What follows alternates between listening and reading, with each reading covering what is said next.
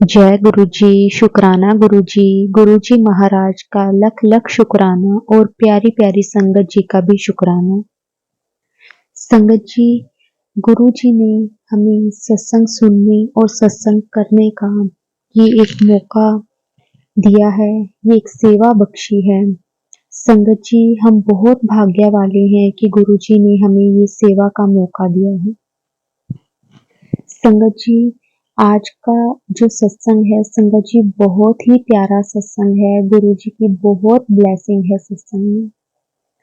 संगत जी, आज का जो सत्संग है हमारे साथ ज्योति आंटी जी ने शेयर किया है कि किस तरह से संगत जी गुरु जी हमारे जो कष्ट होते हैं उन्हें किस तरह से कटवा देते हैं। हमें हंसते हंसते वो कष्ट किस तरह से कटवा देते हैं हमें पता भी नहीं चलता। गुरु जी किस तरह से हमें हिम्मत देते हैं अपने दुखों से लड़ने की। संगत जी, बहुत ही प्यारा सत्संग है। सत्संग को पूरा जरूर सुने क्योंकि गुरु जी का एक वचन है कि सत्संग करन वाले दा भी कल्याण ते सत्संग सुनन वाले दा। इसके संगत जी हमें सत्संग को पूरा जरूर सुनना चाहिए क्योंकि सत्संग में गुरु जी की बहुत ब्लेसिंग होती है। लेकिन संगत जी कई बार हम सत्संग को बीच में ही छोड़ देते हैं, कई बार हम स्टार्ट करते हैं तभी हम उसे बंद कर देते हैं। संगत जी हमें ऐसा नहीं करना चाहिए क्योंकि कई बार उसी सत्संग में हमारे वो सवालों के जवाब होते हैं जिन सवालों के बारे में हम गुरु जी से रोज पूछते हैं। संगत जी हमें गुरु जी का ये दिया हुआ मौका कभी नहीं गंवाना चाहिए।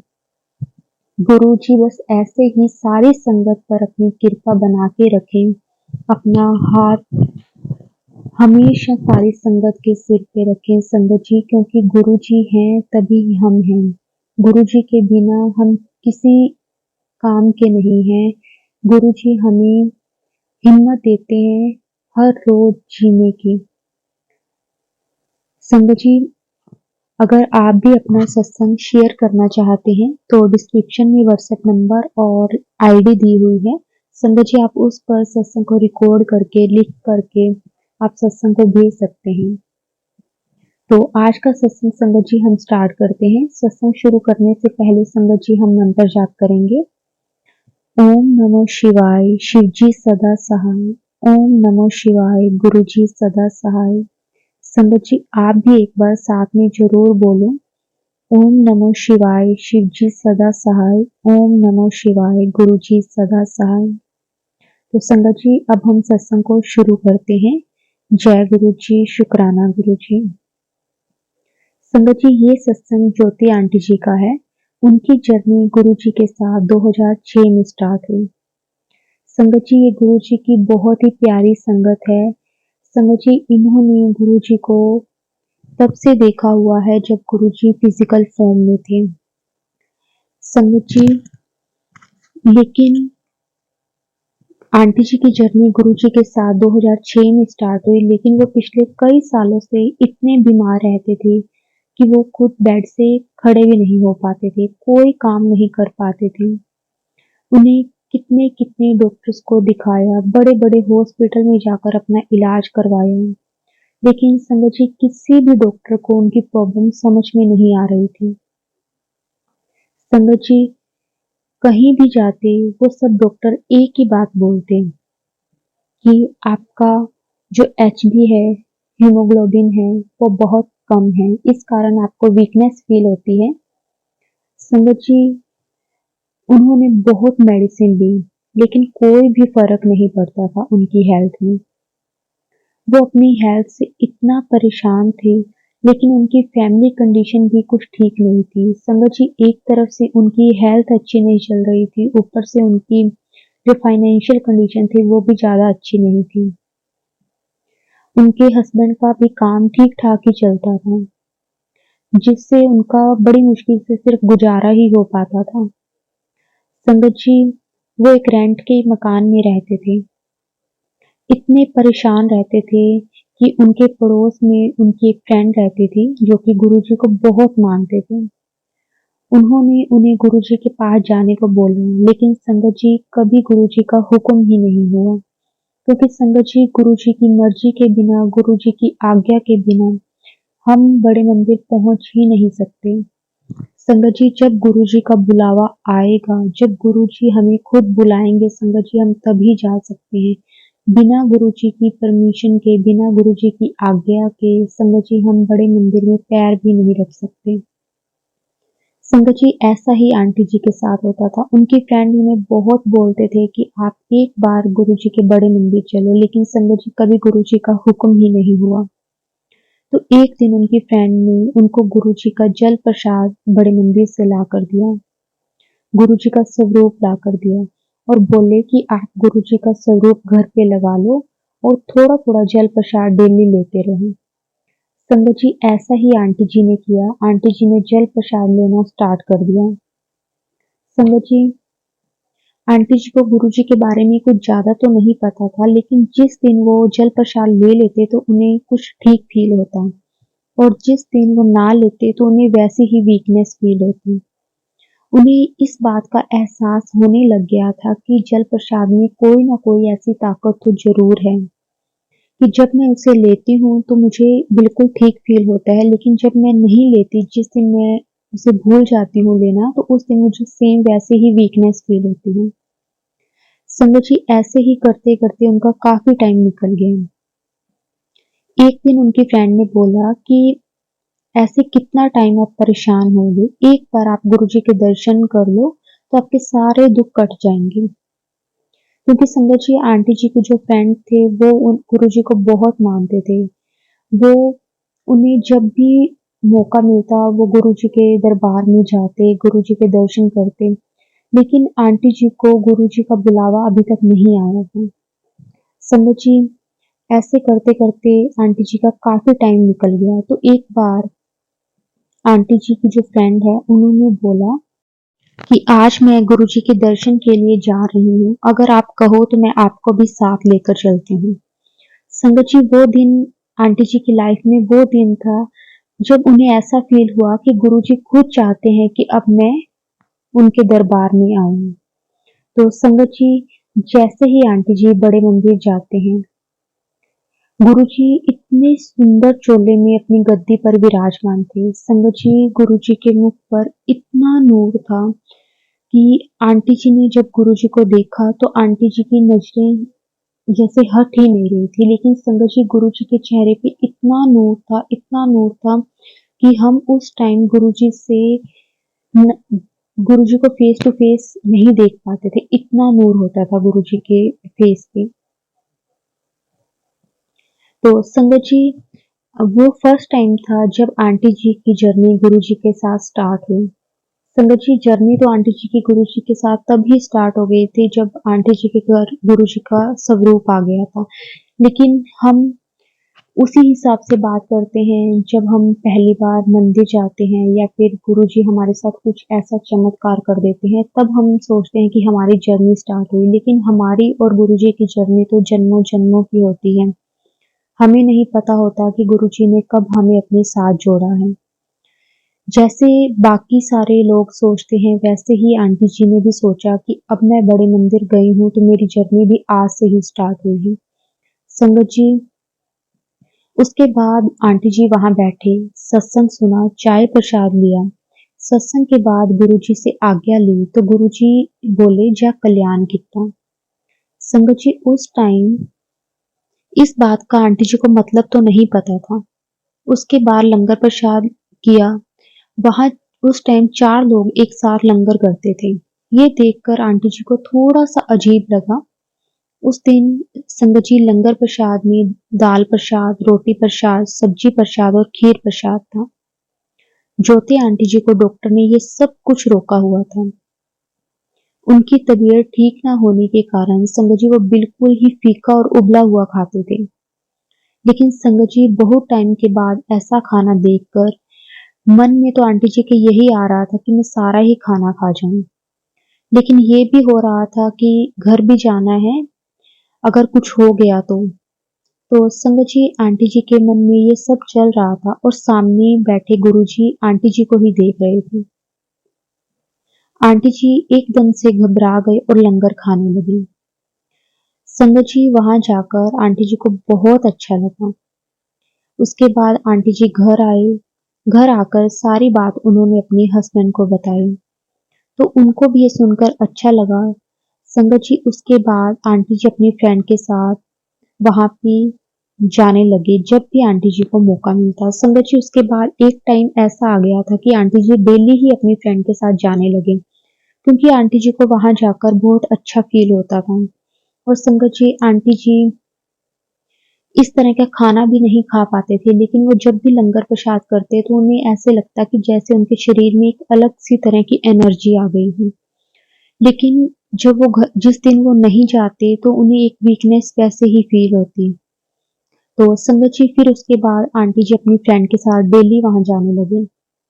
संगत जी उनको गुरु जी की कृपा से अपने वो जो ये वाले दुख थे, अपनी जो प्रॉब्लम थी हेल्थ से रिलेटेड और जो अपनी फाइनेंशियल कंडीशन थी, संगत जी वो अपने दुख बहुत ही उनको कम लगने लग गए थे। लेकिन एक दिन गुरु जी बोले आंटी जी को कि रोज रोज ना आया कर, हफ्ते विच एक बार ही आया कर। लेकिन संगत जी गुरु जी में इतनी पावर है, उनको देखने तक से हमारी सारी परेशानियां संगत जी खत्म हो जाती हैं। आंटी जी को गुरु जी की ये बात सुनकर बहुत अजीब लगा, क्योंकि गुरु जी ने ऐसा उनको क्यों बोला कि तू रोज रोज ना आया कर, क्योंकि संगत जी आंटी जी को वहां जाना अच्छा लगता था और आंटी जी वहां रहते भी पास में ही थे, तो आंटी जी डेली आ जा भी सकते थे। ऐसी कोई बात नहीं थी कि आंटी जी वहां ना जा सके, लेकिन गुरु जी ने उन्हें रोज रोज आने के लिए मना किया। पहले तो आंटी जी को ये बात सुनकर बहुत अजीब लगा, लेकिन फिर संगत जी आंटी जी ने सोचा कि जिस तरह से गुरु जी की मर्जी, क्योंकि संगत जी गुरु जी के पास जाने के बाद आंटी जी की हेल्थ में बहुत इम्प्रूवमेंट आने लगी थी। तो आंटी जी को लगा कि शायद गुरु जी की यही आज्ञा होगी, तो आंटी जी उसके बाद हफ्ते में एक दिन जाने लगी। तो एक दिन संगत जी ज्योति आंटी जी के हस्बैंड को हार्ट अटैक हुआ। तो संगत जी वो दिन था जिससे उनकी लाइफ का सबसे जो टफ टाइम हम बोल सकते हैं लाइफ का, वो टाइम था। संगत जी इतनी परेशानियों के बाद एक और प्रॉब्लम उनके ऊपर आ गई। संगत जी आंटी जी को बहुत दुख हुआ। संगत जी जैसे तैसे करके अंकल जी को आंटी जी हॉस्पिटल लेकर गए। उस टाइम संगत जी आंटी जी अंकल जी घर पे ही थे और आंटी जी भी घर पे ही थे। संगत जी उससे पहले हुआ था कि आंटी जी की फ्रेंड गुरु जी के पास जा रहे थे, तो उन्होंने भी आंटी जी को बोला कि आप भी चलो। लेकिन संगत जी जब वो जाने लगे तो आंटी जी की जो फ्रेंड थी वो गाड़ी पे जा रहे थे और उनकी गाड़ी में 5 लोग ऑलरेडी थे, लेकिन उन्होंने फिर भी ज्योति आंटी जी से पूछा। तो ज्योति आंटी जी ने पहले तो वो जाने के लिए तैयार हो गए, लेकिन फिर उन्हें गुरु जी की बात याद आ गई कि वो अभी कल ही जाके आए हैं, अगर फिर वो आ जाएंगे तो गुरु जी कहीं नाराज ना हो जाएं। तो संगत जी आंटी जी नहीं गए थे और उसी शाम आंटी जी के हस्बैंड को हार्ट अटैक हुआ। तो संगत जी आंटी जी बहुत परेशान हो गए कि पहले उनकी लाइफ में इतनी सारी प्रॉब्लम चल रही हैं, अब जाके थोड़ी बहुत आंटी जी की हेल्थ में थोड़ा बहुत सुधार होने लगा था कि अब अंकल जी की तबीयत खराब हो गई। संगत जी जब वो आंटी जी अंकल जी को हॉस्पिटल लेकर गए तो डॉक्टर ने बोला कि अगर आप कुछ देर और ना आते तो इनको बचाना बहुत मुश्किल था। लेकिन शुक्राना गुरु जी का टाइम पर पहुंचाने के लिए इतनी सारी प्रॉब्लम्स के बाद संगत जी एक और परेशानी ऐसे लग रही थी जैसे सारे दुख गुरु जी ने उन्हें ही दे दिए हैं। संगत जी अंकल जी का ट्रीटमेंट के बाद अंकल जी को घर लेकर आए। उस दिन एक बात आंटी जी को समझ में आई कि गुरु जी ने क्यों उन्हें डेली आने के लिए मना किया था, क्योंकि संगत जी गुरु जी को सब पता है। संगत जी जिस टाइम अंकल जी को अटैक आया उस टाइम आंटी जी अगर वहां पे होते गुरु जी के पास होते, लेकिन उस दिन संगत जी गुरु जी ने उन्हें घर पर रखा और आंटी जी के पूछने पर भी, आंटी जी की फ्रेंड के पूछने पर भी आंटी जी नहीं गए, क्योंकि उन्हें गुरु जी की बात याद आ गई कि अगर मैं गई तो कहीं गुरु जी नाराज ना हो जाए। अगर संगत जी उस दिन आंटी जी वहां चले जाते तो पीछे से अगर अंकल जी की तबीयत इतनी खराब हो जाती तो शायद वो इस दुनिया में नहीं होते। संगत जी, गुरुजी को सब पता है कि उनके बच्चों के लिए कब और क्या सही है। संगत जी, गुरुजी खुद किसी संगत को कहते थे कि तू रोज आया कर, किसी को कहते थे कि हफ्ते विच एक बार आया कर, किसी को कहते थे कि ऐस बार आया कर, किसी को कहते थे मंडे को आ, किसी को कहते थे थर्सडे को आ। संगत जी, गुरुजी अपने अकॉर्डिंग जिस संगत के लिए जो सही होता था उसके अकॉर्डिंग गुरुजी उन्हें बताते थे कि आपके लिए कौन सा दिन सही है, कौन सा वार सही है। संगत जी, गुरुजी अपने बच्चों का हर पल ध्यान रखते हैं, उन्हें हर पल ब्लेस करते हैं। जय गुरुजी, शुक्राना गुरुजी। संगत जी, उस दिन गुरुजी ने आंटी जी को घर पे इसीलिए रखा कि वो अंकल को संभाल सके। अगर आंटी जी नहीं होते तो अंकल जी को संभालने वाला भी उस टाइम कोई नहीं होता। शुक्राना गुरुजी, आपका अनंतम अनंतम शुक्राना। संगत जी, उसके कुछ टाइम के बाद आंटी जी सत्संग गए तो उस दिन आंटी जी के मन में यही आ रहा था कि अंकल भी सत्संग पर आए। संगत जी, ज्यादातर यही होता था कि या तो आंटी जी अपनी फ्रेंड के साथ आते थे, अगर उनकी फ्रेंड किसी दिन नहीं आ पाते थे तो आंटी जी के हस्बैंड आंटी जी को बड़े मंदिर वहीं पे बाहर ही छोड़कर चले जाते थे। लेकिन अंकल जी की जब तबीयत खराब हुई तो उसके बाद आंटी जी चाहते थे कि उनके हस्बैंड भी गुरुजी के साथ जुड़े, गुरुजी उन्हें भी अपनी शरण में ले लें। तो संगत जी, एक दिन जब अंकल जी उन्हें सत्संग पर छोड़ के वापस आ रहे थे, संगत जी, अंकल जी अभी अभी तक एक बार भी गुरुजी के पास नहीं गए थे। आंटी जी के मन में अभी ये चीज चल ही रही थी कि अंकल जी अंदर आ गए। आंटी जी देखकर बहुत हैरान हो गए, लेकिन आंटी जी ने गुरुजी का शुक्राना भी बहुत किया कि जय गुरुजी, शुक्राना गुरुजी कि आपने अंकल जी को अंदर बुलाया। संगत जी, जब अंकल जी से पूछा गया कि वो अंदर कैसे आ गए, तो उन्होंने बताया कि यहाँ से मैं थोड़ी दूर आगे ही गया था कि मेरी गाड़ी रुक गई थी और वो अंकल जी बोलने लगे कि जय गुरुजी, गाड़ी स्टार्ट हो जाए तो मैं मंदिर वापस आ जाऊंगा। शुक्राना गुरुजी, जय गुरुजी, शुक्राना गुरुजी।